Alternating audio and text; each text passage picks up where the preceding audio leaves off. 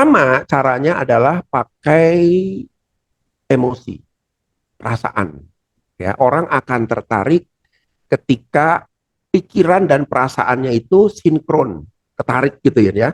Kalau cuma pikirannya, orang bisa tertarik nggak? Belum tentu. Oh ya ngerti, masuk akal. Kayak rokok lah ya. Pak, jangan ngerokok dong. Ngerokok itu nggak kesehatan. Oh ya gue ngerti lah.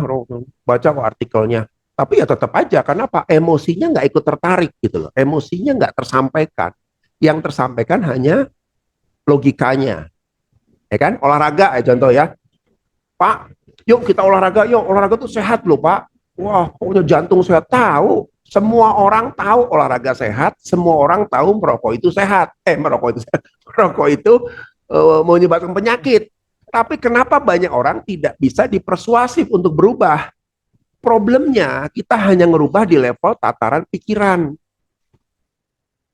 bukan sampai dua-duanya kena. Nah, kita ingin belajar itu ya.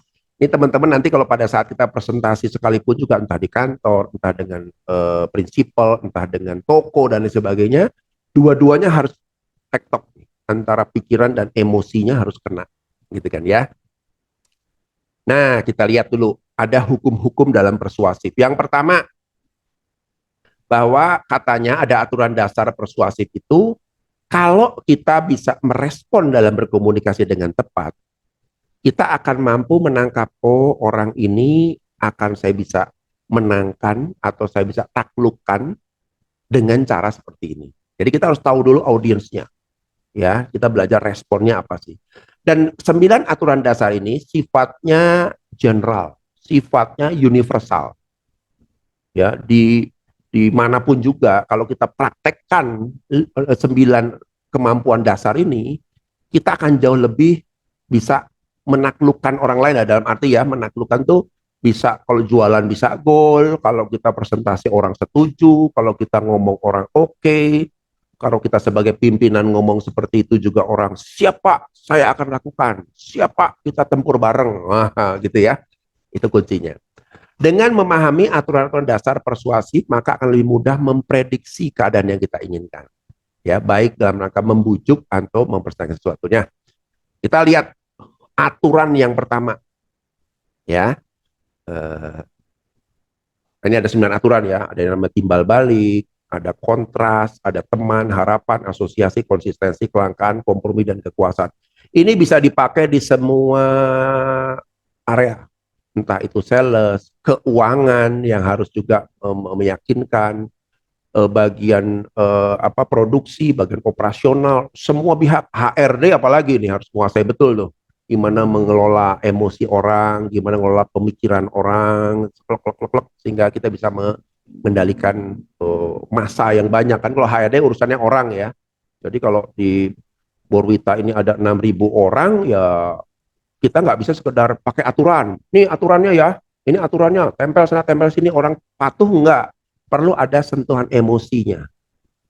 Tulisan yang diisi dengan emosi itu akan menimbulkan apa ya, aktivitas atau menimbulkan respon, gitu ya. Yang pertama, aturan dasar timbal balik. Ya, katanya begini. Kalau orang lain memberikan sesuatu yang dipandang berharga, maka kita cenderung menanggapinya dengan keinginan untuk memberi sesuatu. Udah lihat ya, kalau dalam dunia sales, ini benar nih.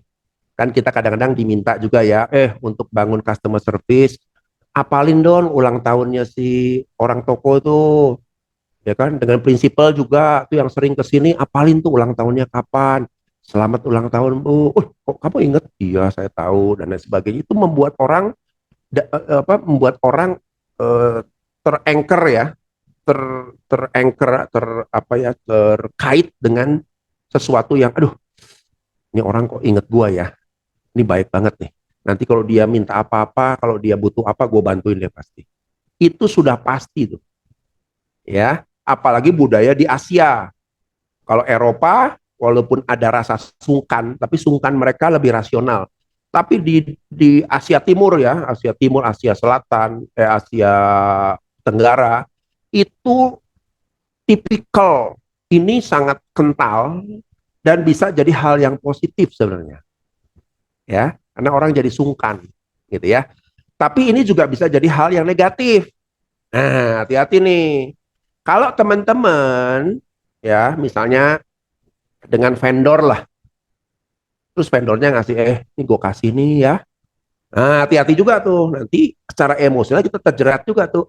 Nggak enak nih gue dikasih ini. Makanya gratifikasi pemberian tuh mesti hati-hati tuh. Karena itu bisa jadi menjebak juga karena jiwa sungkan kita tuh tinggi sekali.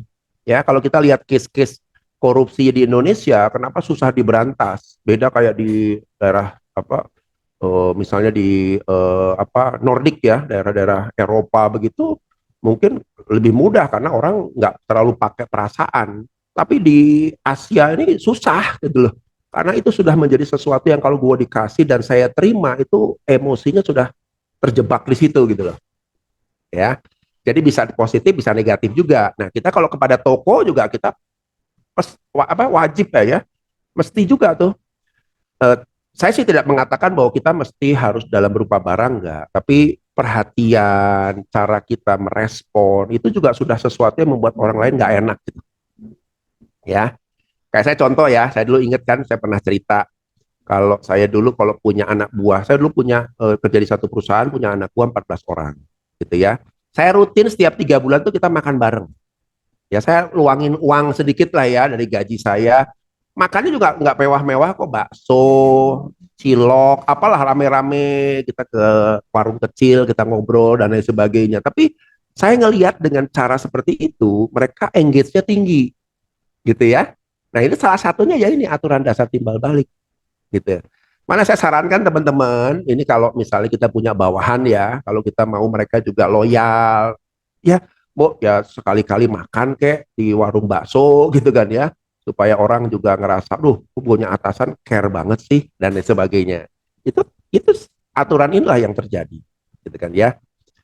Nah, kenapa juga dalam dunia sales misalnya ada budget di beberapa perusahaan ya, ada budget lunch. Ya, makan siang, ajak makan siang yuk, toko, yuk kita makan siang yuk, ngobrol-ngobrol ngobrolnya mungkin setengahnya bisnis, setengahnya cuman ya curcol-curcol lah ya. Tapi engagement yang didapat dari makan siang dengan budget yang sedikit ini adalah kembali ke aturan dasar timbal balik. Nah, gitu kan ya. Nah, kenapa juga penting ya? Saya ngelihat contoh ya. Kalau kita taruhlah presentasi lah ya. Kalau presentasi gitu ya. Sedikit-sedikit kita jangan sekedar ngomong sesuatu yang hanya di sudut pandang kita. Kalau kita dalam proses kita mempersiapkan proses pekerjaan, lalu kita presentasikan, lalu kita merasa bahwa saya dibantu oleh departemen lain, katakan di depan orang, ya, misalnya saya contoh kemudian, Pak Hilmi, terima kasih ya supportnya kemarin Pak, ini membuat saya jadi gampang dan ini hasilnya optimal. Siapa lagi dipuji beberapa oh itu wah coba lihat orang udah seneng dulu ya dan di ruangan itu kalau kita sudah melemparkan pujian kepada orang-orang yang mensupport proyek kita mereka mau nanya keras juga udahlah Pak Andi yang ngomong udahlah Pak Andi yang ngomong Pak Helmi yang ngomong ya, ya setuju Pak karena udah dipuji dulu udah ke anchor gitu emosinya ya jadi kita jangan tegang-tegang misalnya oh, even training dengan pimpinan-pimpinan juga sama ya. Pertama-tama saya ucapkan terima kasih Bapak Ibu Pak Pak Direktur terima kasih Pak ya kemarin atas supportnya masukannya jadi saya coba pikirkan baik-baik itu juga bagus Pak juga untuk Pak Direktur SDM saya juga terima kasih masukannya itu membantu saya dalam membuat presentasi ini lebih lengkap ya. No itu Pak ya jangan tiba-tiba baiklah saya Ades Muwanto saya menjelaskan presentasi saya satu presentasi saya flat nggak ada emosi dalam ruangan sehingga kita nggak bisa memenangkan orang karena apa? Karena kita nggak mengcatch ya, menangkap emosi-emosi yang positif yang seharusnya kita bisa dapatkan di ruangan. Oke, so, sampai sini dulu ada pertanyaan nggak? Jadi penting nih, ini penting sekali nih. Ke toko juga sama. Ya, mau kita datang ke toko tuh, sales-sales tuh ya kadang-kadang sibuk aja di teknis. Mau sekali-kali puji, kok keren banget ini nih. Siapa yang buat ya? Itu pujian yang bagus tuh. Ya, berani melemparkan pujian. Itu sama dengan aturan dasar timbal balik. Ada pertanyaan sampai sini? Silakan. Ini kunci dasar dulu nih. Ya Pak, Pak Ferry, silakan. ya Pak. terkait yang tadi Pak, kita memberikan pujian kepada orang lain untuk mendapatkan feedback yang baik kan Pak. Hmm, Tapi sometimes itu karena profesionalitas kita semua, pujian tersebut tidak apa kadang dibalikin sama kayak komplain malah menganggap enteng kitanya gitu loh Pak. Oh berarti hmm, orang ini baik gitu kan. Dia hmm. baik sama kita semuanya sama semua orang. Jadi ya udah disalin aja tim dia yang salah nih kayak gini gini. Gini. Padahal kalau kita mau cek lagi sebenarnya semua ada ambil andil salahnya. Hanya kan kita mau Hmm, cari solusinya gitu kan Pak. hmm, hmm. Nah itu kayak gimana tuh Pak menanggapi hal yang seperti itu? Oke, baik. Mas. Terima kasih Pak Ferry. 50.000 buat Pak Ferry ya. Jadi memang kalau kita bicara aturan dasar ini kan aturan yang sifatnya universal ya Pak Ferry ya. Tapi memang se-universal apapun juga kita tidak bisa memungkiri bahwa akan ada case-case tertentu yang membuat orang bisa punya imajinasi yang salah, bisa punya pemikiran yang salah dengan respon kita, gitu kan ya. Sehingga kalaupun kita dalam presentasi kita merasa, jadi gini, presentasi juga bisa dilihat begini ya. Kalau kita sudah terbiasa dalam lingkungan yang penuh dengan politik office, dengan orang-orang yang negatif, juga mesti hati-hati. Saya setuju kalau Pak Ferry, ya kan? Mesti hati-hati, bijaksana. Artinya bijaksana itu melihat poinnya juga. Apakah dengan saya memuji gini orang akan tadi merespon jadi akhirnya negatif ke kita atau apa? Perlu dicek juga, ya. Tapi yang saya coba jelaskan adalah aturan dasar ini sifatnya universal dan kalau kita bicara seberapa efektif sih, kalau saya pribadi ya, saya sudah praktekkan ini bertahun-tahun dan ternyata itu menjadi sesuatu yang positif buat saya gitu ya.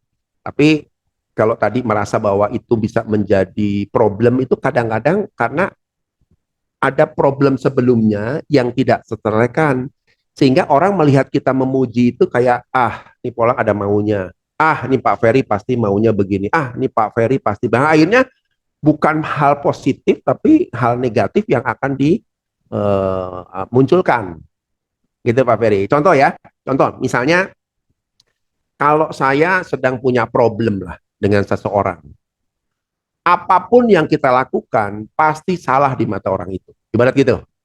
Nah, jadi masalah apa? Kita berbuat baik, kita tolong orang, kita tulus segala macam pasti negatif. Karena apa? Ada masalah sebelumnya yang belum tuntas. Nah, sehingga kalau Pak Ferry tadi merasa bahwa saya presentasi di depan orang, tapi saya agak curiga ini akan jadi satu bumerang buat saya, orang menganggap negatif. Berarti ada masalah sebelumnya yang harus diselesaikan dulu nih, ya. Jadi dalam dunia industri itu jadi semakin kompleks tuh, gitu ya. Jadi tapi kalau kita tampil secara jujur ya, kitanya ya, tampil apa adanya. Saya dikenal sebagai orang yang to the point. Saya juga orang yang nggak pernah neko-neko, selalu support orang, sehingga orang melihat sisi kita sebagai orang yang positif. Rasanya sih dari pengalaman saya hal-hal seperti itu bisa bisa nggak muncul gitu Pak Ferry. Berarti tetap kita lakukan saja ya Pak ya. Kalau saran saya begitu Pak, ini kan Oh, kita menangkan orang ya, memenangkan betul. orang gitu. Lakukan Oke. Pak. Yang mujinya nggak usah aneh-aneh Pak ya, nggak usah. Wah Bapak luar biasa dahsyat, nggak usah. Mujinya Iya. simpel bahwa Pak terima kasih ya kemarin informasi bahwa sampaikan sudah saya masukkan ke data ini dan itu melengkapi sekali presentasi saya. Just cuman itu aja. Tapi orang Iya. merasa dilibatkan, orang merasa diajak, orang merasa dirangkul. Sehingga orang-orang begini kan kalau udah dirangkul kan, gue nggak enak, mau mau nanya hal-hal yang rumit buat Pak Ferry, udahlah saya diem aja. Banyak orang begitu pada akhirnya. Tapi kalau orang-orang yang seperti itu tidak dirangkul, yang ada adalah mereka akan sikat kita dengan pertanyaan-pertanyaan yang sulit gitu loh. Gitu Pak Ferry. Oke Pak. Makasih banyak Pak. Oke, sama-sama. Terima kasih ya. Itu ya, pertama ya, aturan dasar timbal balik. Ini penting sekali nih. Ya, yuk coba kita muji orang. Siapapun juga kita puji dengan secara proporsional. Coba lihat orang akan nggak enak. Someday mereka akan support kita, someday mereka akan puji kita balik, someday mereka akan melakukan hal yang positif, membantu mendukung kita juga. Ya, kita kalau di kantor ya, taruhlah sekalipun juga ke OB, kita di kantor ada OB juga. Saya selalu bilang, Nandar, sorry, pakai kata sorry. Sorry, ini bisa dicuci nggak? Nandar, sorry, ini bisa dibantu ini nggak? Gitu ya. Kalau dia lakukan, Pak, udah selesai. Oke, makasih ya. Even sama OB. Tapi apa yang terjadi? Loyalitas mereka tinggi. Karena aturan timbal baliknya udah kena. sama temen juga sama, apalagi sama temen gitu kan ya. Apa kalau kita melatih kayak begitu, thank you ya, makasih ya, selalu kita pimpinan di ruangan kita gitu ya. Teman-teman, thank you ya, tadi saya presentasi ke direksi semua mantep, makasih data-datanya semua ya. Wah, coba hanya sebatas itu loyalitas engagement mereka meningkat gitu ya. Jadi kalau di orang luar itu ada 3 kata penting yang diajarkan sejak anak kecil sampai dewasa: terima kasih, maaf, apalagi terima kasih, maaf, apalagi satu lagi, Tolong, Pak. tolong. Benar ya? 3 kata kunci yang kalau kita lakukan secara universal akan membuat aturan dasar timbal balik ini bergerak terus. Itu kira-kira. Tadi yang ngomong tolong siapa ya?